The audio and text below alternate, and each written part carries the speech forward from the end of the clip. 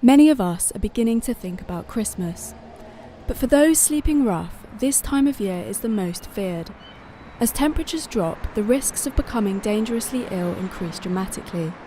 The South East has the highest number of rough sleepers, and in Brighton it is all too evident.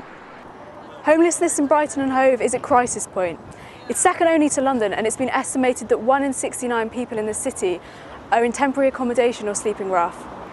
Councillors and charities are working together to help the most vulnerable, not only in finding shelter but also solving mental health problems and addiction.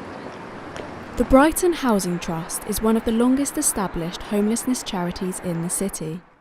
Brighton Housing Trust works with around 8,000 people each year, with a whole range of services, starting off with services for rough sleepers. So we run a day centre where anything up to 100 people who slept on the streets last night will have come in this morning to have a shower, to get clean and dry clothes, to have tea, coffee, breakfast. But critically, they'll get support around issues like health and employment and housing. And we help, for every day we're open, we help about one person to move off the streets. Not just us, but in partnership with many of the other excellent organisations there are in the city. Without the homelessness services, the rough sleeping crisis would be much, much worse. To ease the strain on current services, Brighton Council have announced plans to use a room in the Brighton Centre as overnight accommodation. This will run from the 10th of December until the 11th of February. Opening the winter shelter is a great move by the City Council, and one that I support and applaud, because that will provide shelter for 30 people.